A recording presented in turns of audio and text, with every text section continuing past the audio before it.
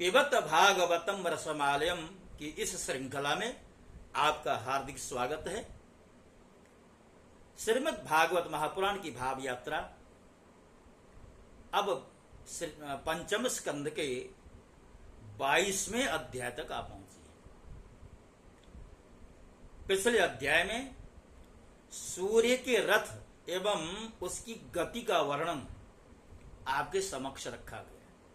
जैसा कि हम बार बार आपसे निवेदन कर रहे हैं, भगवत भक्तों के लिए भूगोल, खगोल, समुद्र, द्वीप, पर्वत, नदियां आदियों का वर्णन करने से क्या प्रयोजन, इनके श्रवण से क्या प्रयोजन, ऐसा प्रश्न हो सकता है।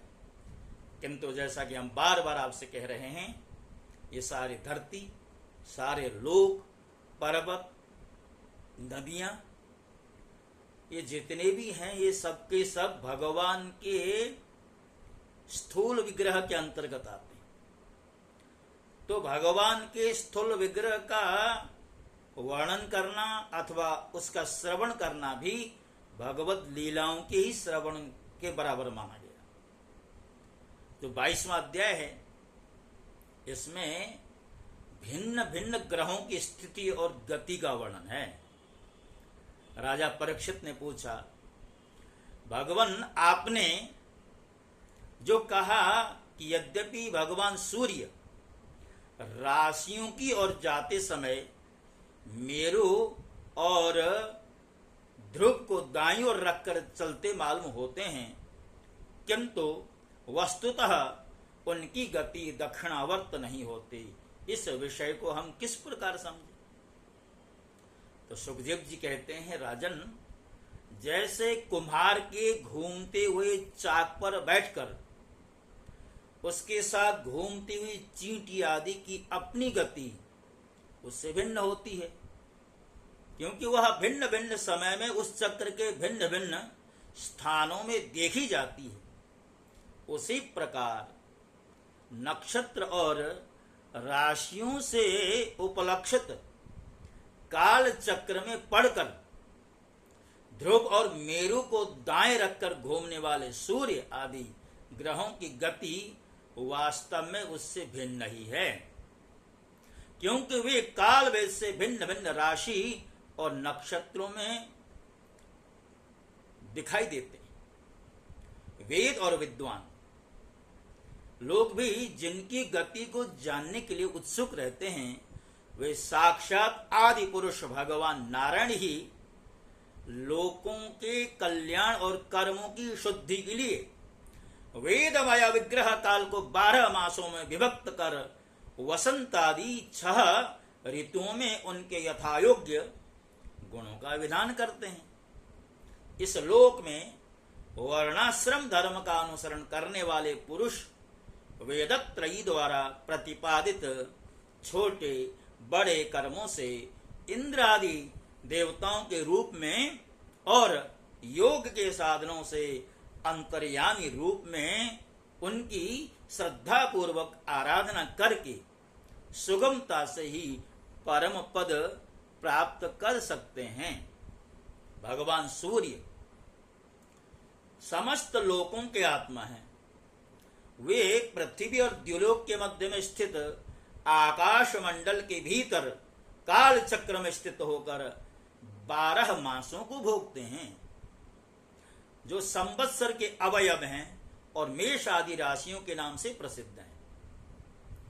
इनमें से प्रत्येक मास चंद्रमान से शुक्ल और कृष्ण 2 पक्ष का, पितृमान से 1 रात और 1 दिन का तथा सौरमान से 2.25 नक्षत्र का बताया जाता है। जितने काल में सूर्य देव इस संवत्सर का 6ठा भाग भोगते हैं, उसका वह अवयव ऋतु कहलाता है। आकाश में भगवान सूर्य का जितना मार्ग है, उसका आधा वे जितने समय में पार कर लेते हैं उसे एक अयन कहते हैं, तथा जितने समय में वे अपनी मंद, तीव्र और समान गति से स्वर्ग और पृथ्वी मंडल के सहित पूरे आकाश मंडल का चक्कर लगा जाते हैं, उसे अवान्तर भेद से संवत्सर, परिवत्सर, ईड़ावत्सर, अनुवत्सर अथवा वत्सर कहते हैं।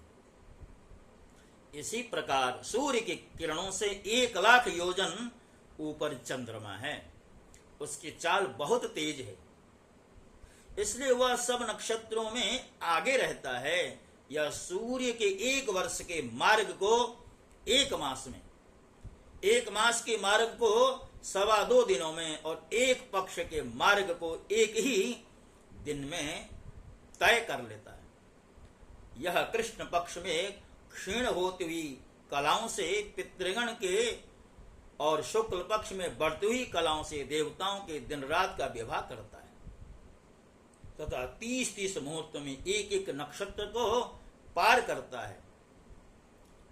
अन्नमय और अमृतमय होने के कारण यही समस्त जीवों का प्राण और जीवन है। ये जो 16 कलाओं से युक्त मनोमय, अन्नमय, अमृतमय पुरुष स्वरूप भगवान चंद्रमा हैं, ये ही देवता, पितर, मनुष्य, भूत, पशु, पक्षी, सरीसृप और वृक्षादि समस्त प्राणियों के प्राणों का पोषण करते हैं। इसलिए इन्हें सर्वमय कहा गया है। चंद्रमा से 3,00,000 योजन ऊपर अभिजित के सहित 28 नक्षत्र हैं।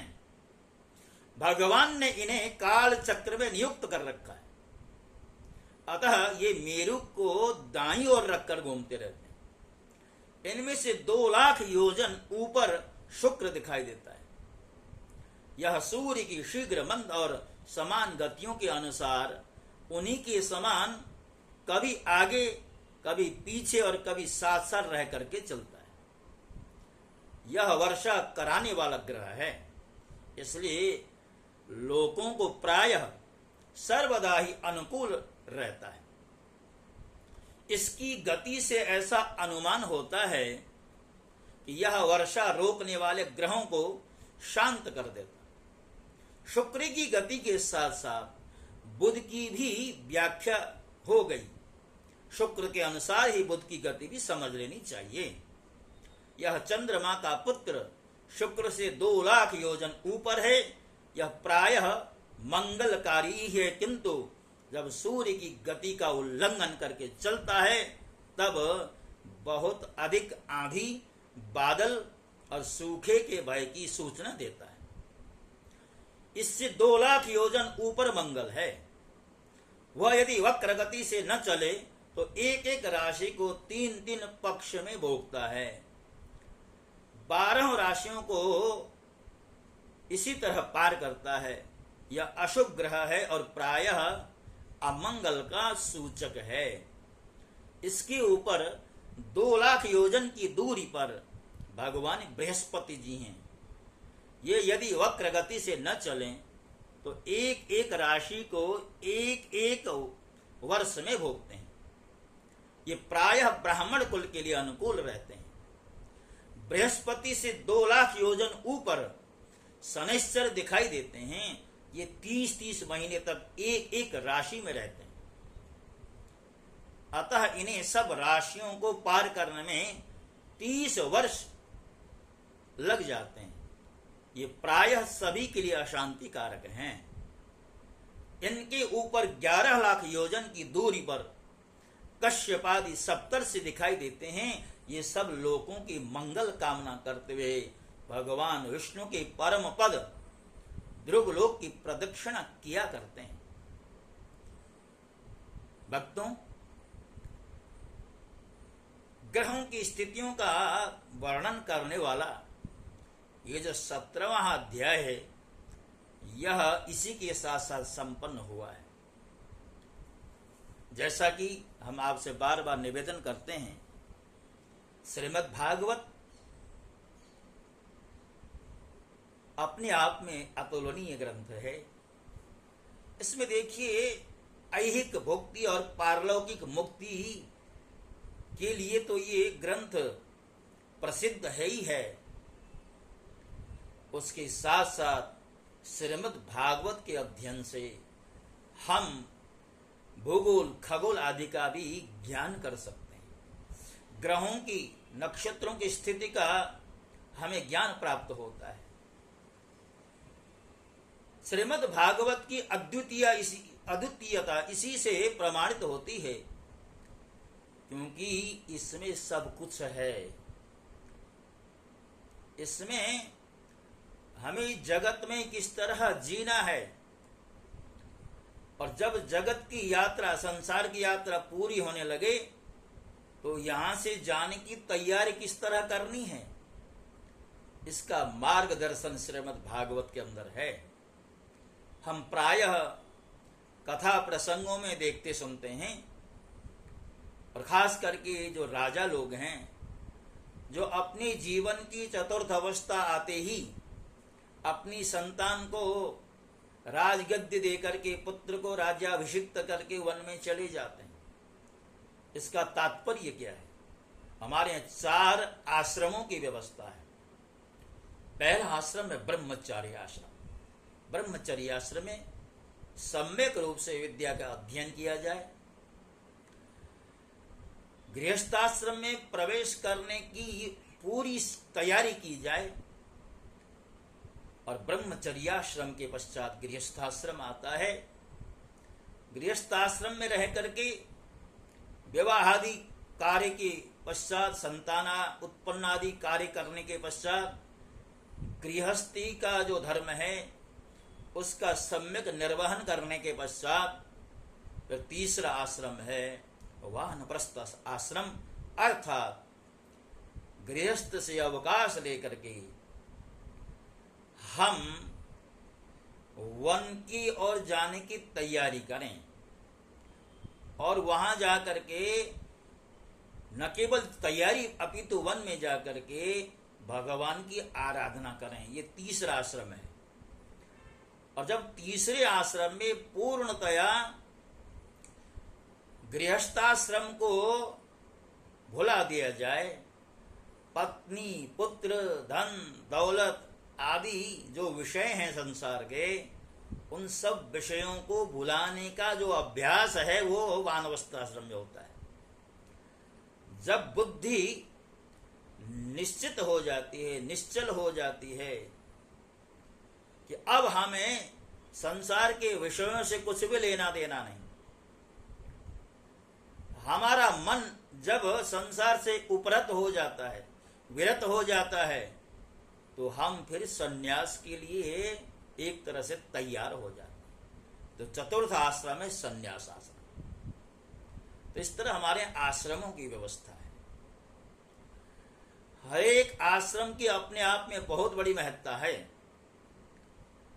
तो हमारा श्रीमद् भागवत रूपी जो ग्रंथ है, शास्त्र है, वह हमें यही शिक्षा देता है। आरंभिक अवस्था को पठन पाठन आदियों में लगाइए। दूसरा जो आश्रम है उसको गृहस्थ में रह करके गृहस्थोचित धर्म का पालन कीजिए। तीसरे आश्रम में वानप्रस्थाश्रम में पूरी तरह सन्निष्ठ होने का अभ्यास कीजिए। मन को प्रभु के चरणों में लगाने का प्रयास कीजिए, और जब आप इस कार्य में सफल होंगे तो चतुर्थ आश्रम है संन्यास आश्रम। काम्यानाम कर्मणाम न्यासम संन्यासम कवयो विदुः, अर्थात काम्य कर्मों का न्यास कर देना, परित्याग कर देना, यही संन्यास है। तो भक्तों, हमारी जो यात्रा है धीरे धीरे अब आगे बढ़ रही है, और हम बार बार आपसे निवेदन करते हैं, आपको हमारे कंटेंट अच्छे लगते हों तो हमारे चैनल को सब्सक्राइब कर दीजिए। और बहुत से लोग हैं, कर भी रहे हैं, और बहुत से लोगों को अब भी इस बारे में संभवतः जानकारी नहीं है, परिचित नहीं है। तो मैं आप सब से यही प्रार्थना करता हूं कि इस भाव यात्रा की सिद्धि आपके हाथ पर है। अगर आप चाहते हैं कि ये भाव यात्रा पूर्णतया सफल हो तो आपने करना क्या है? आपसे कोई आर्थिक याचना नहीं, आपने तो मात्र सब्सक्राइब कर देना है मेरे चैनल, लाइक का बटन दबा दें, हो सके वीडियो शेयर कर दें। तो हमारी जो यात्रा है उस यात्रा से तमाम भक्तों के कर्णपुट पवित्र होंगे। जहां एक और भक्तों के कर्णपुट पवित्र होंगे, दूसरी ओर मेरी वाणी पवित्र होगी। ममत्वेतां वाणीं गुण कथन पुण्य न भवतः पुनामित्यर्थेऽस्मिन् पूरमथन बुद्धिर्व्यवसिता। पुष्पदंत ने शिव महिमन स्तोत्र में कहा, मैं भगवान के गुण गणों का चिंतन करते हुए, उनके गुणों का वर्णन करते हुए अपनी वाणी को पवित्र करने चला हूं। आखिर भगवान के गुणगणों का वर्णन कर भी कौन सकता है? श्रीमद् भागवत जैसे दुरूह ग्रंथ की चर्चा आखिर मुझ जैसे मंद व्यक्ति के द्वारा कैसे हो सकती है? फिर भी मैंने ये जो साहस किया है, ये तभी सफल होगा जब आपका सहयोग प्राप्त होगा। तो जैसा कि मैंने कहा, मेरी वाणी पवित्र होगी और आपका कर्णपुट पवित्र होगा। इसी के साथ साथ आज की जो श्रृंखला है, इसको मैं यहां पर विश्राम देता हूं और मैंने इसका जो शीर्षक रखा है, पहले तो जानकारी के लिए अपना जो शीर्षक है, ऐसा होता था श्रीमद् भागवत कथा फलाना स्कंद फलाना अध्याय। अब मैंने जो अपना शीर्षक रखा है, पिबत भागवतम रसमालय।